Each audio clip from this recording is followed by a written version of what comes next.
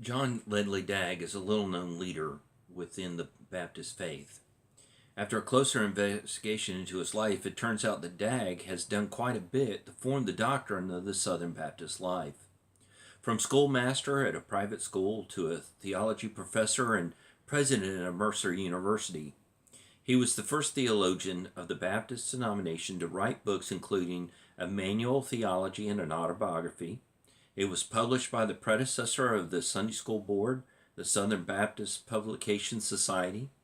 His second book, in a treatise on church order, and finally the evidences of Christianity, were published through other publishing companies. It is these books that help form the doctrines of the Southern Baptist faith. I have found out that John Dagg and I have something in common. The majority of our families belong to different denominations.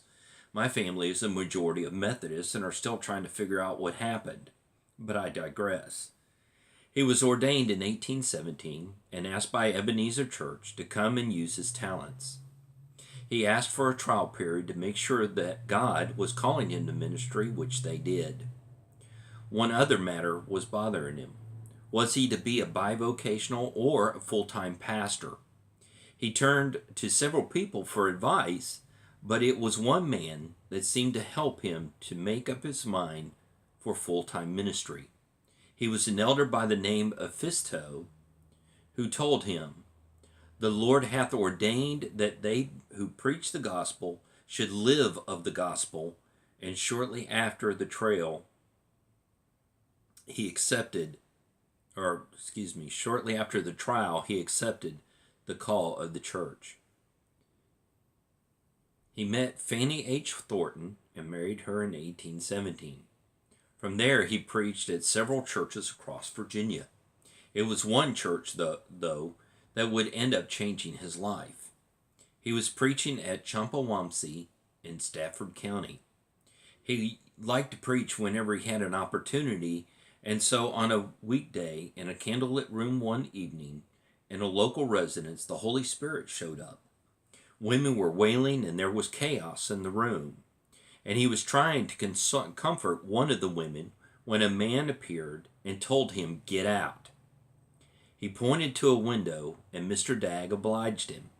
Unfortunately, the room was off the ground due to a slope that made it look like they were still at ground level. And Mr. Dagg fell from the window 12 feet and sprained his ankle. It was this injury that plagued him for the rest of his life. Though his ability to preach was unquestioned, the pay he was receiving was.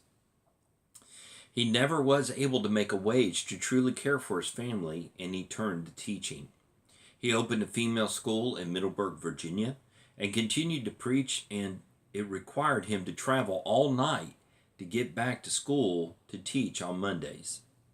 It became too much for him, and he stepped down as pastor. There were other opportunities to be had, and it involved the Baptist Triennial Convention for meetings, of which he was the clerk. His injury was severely aggravated, unfortunately, and required him to use a crutch. In 1823, his wife died after giving birth to a son. 7 years later, he almost lost his life when he became seriously ill.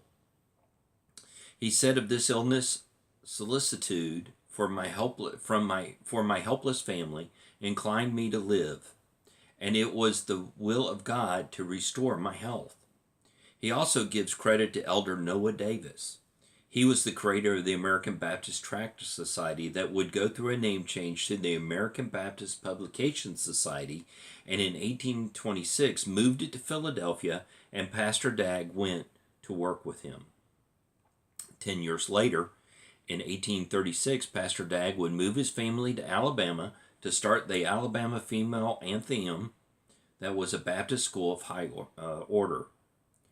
Their first candidate, who was acquainted with the Daggs, turned the board of trustees down, and it was Pastor Dagg's now second wife, Mary Young Davis, who asked him, Brother Cushman, will you not accept?"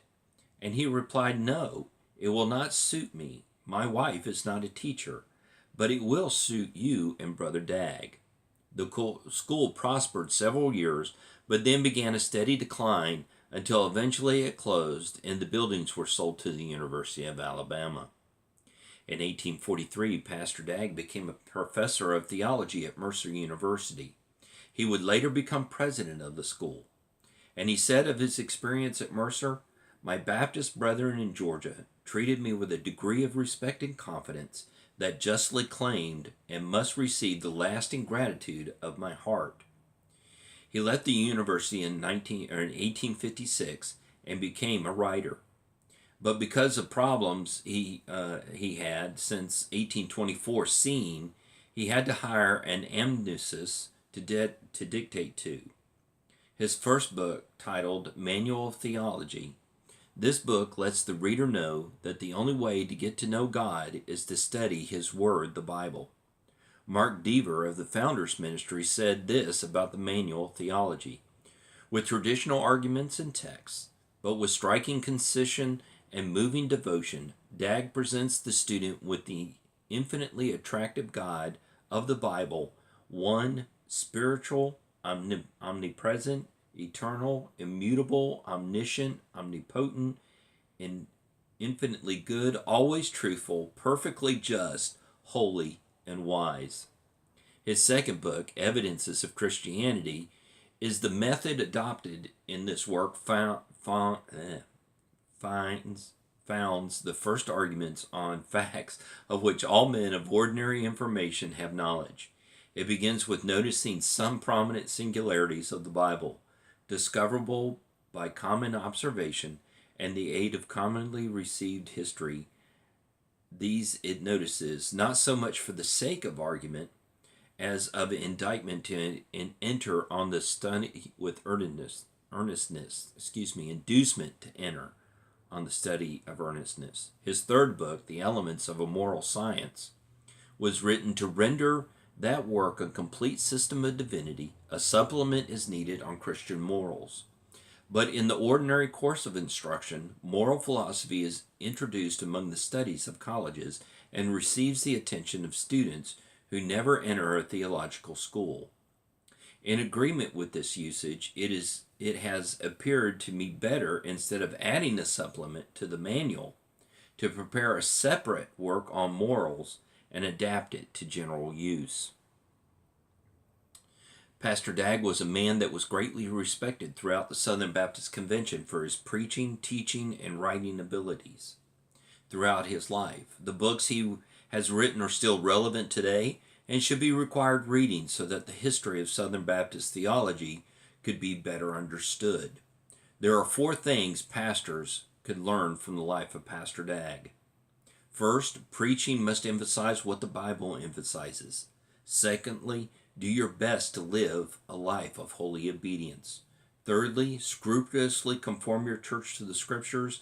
And finally, persevere in the work of missions. John Dagley passed away in 1884. In his biography, he said this about what he wanted after he died: "I buried one dear wife in Upperville, Virginia, another in Cuthbert, Georgia.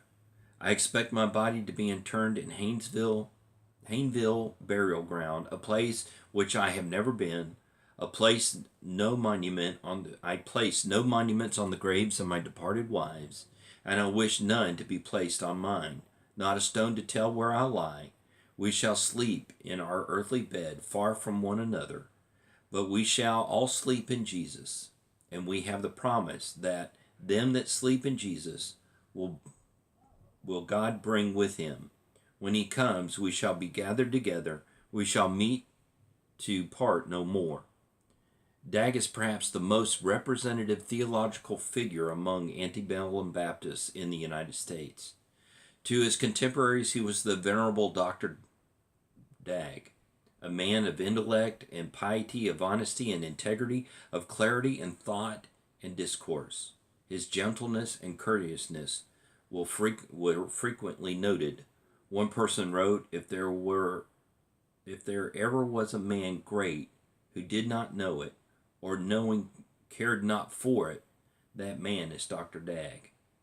It'd be interesting as a little side note here that the Southern Baptist Convention did go to Hayneville and did find his grave, and they did mark it so that we could go to the gravesite and pay our respects.